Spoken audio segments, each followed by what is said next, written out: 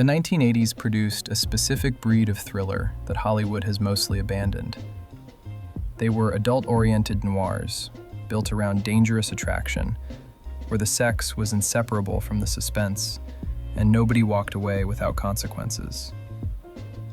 Before the erotic thriller became a punchline in the 90s, That is a nipple clamp.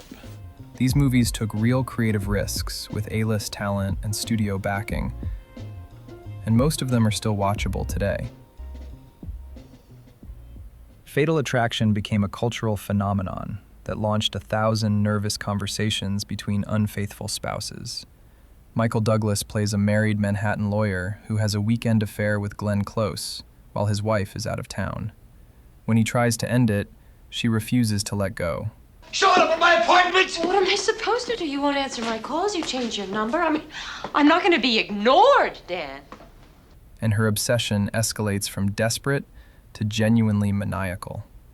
The movie earned 6 Oscar nominations, including Best Picture, Best Director, and Best Actress for Close, and became one of the highest-grossing films of 1987 worldwide.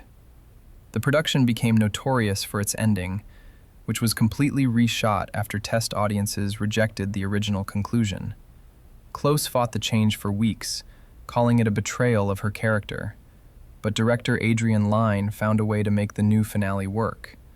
It spent 8 weeks at number 1, and its impact was so massive that the term fatal attraction became shorthand for any obsessive romantic pursuit gone wrong. Movies like Basic Instinct, Single White Female, or Disclosure wouldn't exist without this movie proving the genre could dominate the box office while earning serious awards attention. David Lynch dragged American suburbia into a nightmare and dared audiences to look away in 1986's Blue Velvet. Kyle MacLachlan plays a college student who returns to his small hometown after his father's hospitalization and discovers a severed human ear in a field. Together with Sandy Williams, played by Laura Dern, There is trouble till the robins come. You're a neat girl. they discover it somehow relates to Dorothy Valens, a nightclub singer played by Isabella Rossellini. Dorothy is trapped in a horrifying arrangement with Frank Booth, one of the most volatile villains of the decade. Dennis Hopper was so desperate for the role that he reportedly told Lynch he had to play Frank because he was Frank. Several other actors turned down the part, finding it too repulsive. Lynch initially had trouble using Roy Orbison's song In Dreams after Orbison rejected his request, but Lynch found a legal workaround and included it anyway. Orbison didn't discover his song was in the film until he happened to see it in a California theater. He eventually made peace with Lynch and filmed a music video using footage from the movie. The gamble paid off. Body Heat arrived in the summer of 1981 and announced 2 careers with a single, scorching frame.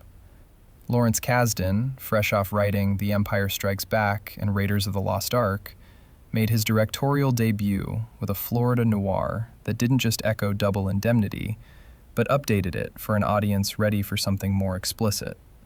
William Hurt plays Ned Racine, a small-time lawyer whose brain shuts off the moment he meets Maddie Walker, a married woman with a wealthy husband who stands between her and a fortune. Their affair escalates, but Ned is too blinded by lust to see the trap closing around him. Kathleen Turner had never appeared in a feature film before this. New York casting agents refused to even let her audition, convinced she wasn't right for the part.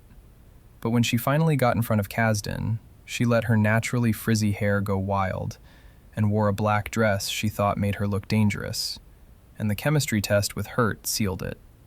The movie launched Turner into a decade of leading roles, while Kasdan became a go-to writer and director for Hollywood's biggest franchises. The Big Easy brought Ellen Barkin and Dennis Quaid together for a romance so combustible that both actors later called it their favorite film.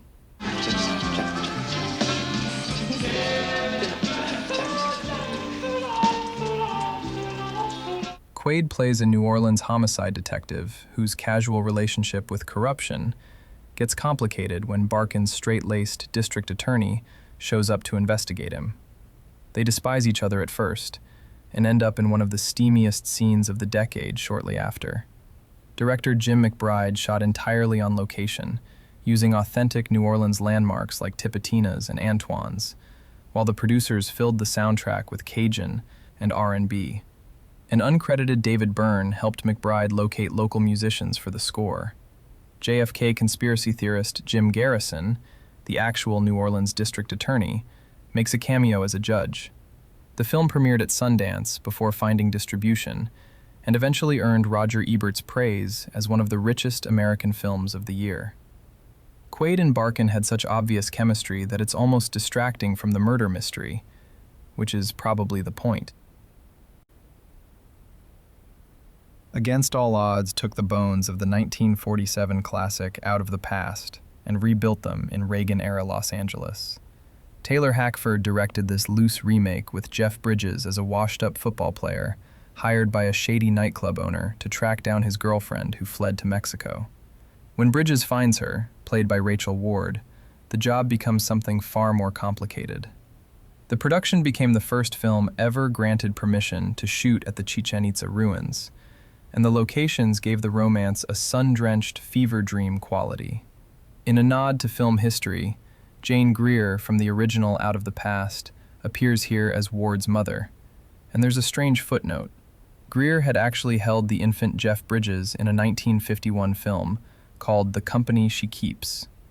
The real legacy turned out to be Phil Collins' power ballad of the same name, which topped the Billboard charts for 3 weeks and earned an Oscar nomination, probably doing just as much for the film's box office as the film itself.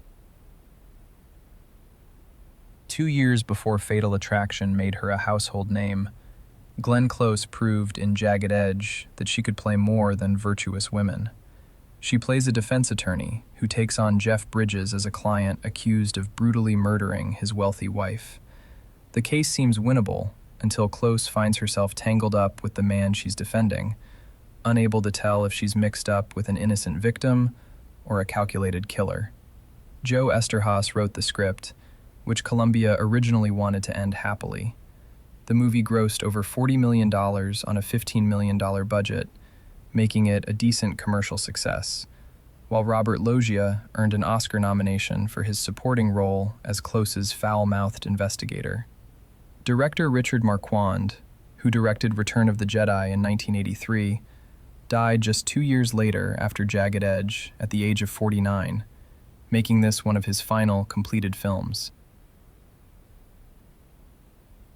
Sea of Love marked Al Pacino's return to form after a career slump that nearly ended him. He plays a lonely, alcoholic New York detective, hunting a serial killer who finds victims through personal ads. When Ellen Barkin answers one of his bait ads during the investigation, he falls hard for her, despite every indication that she might be the murderer he's looking for. You were looking at this like it rang some bells.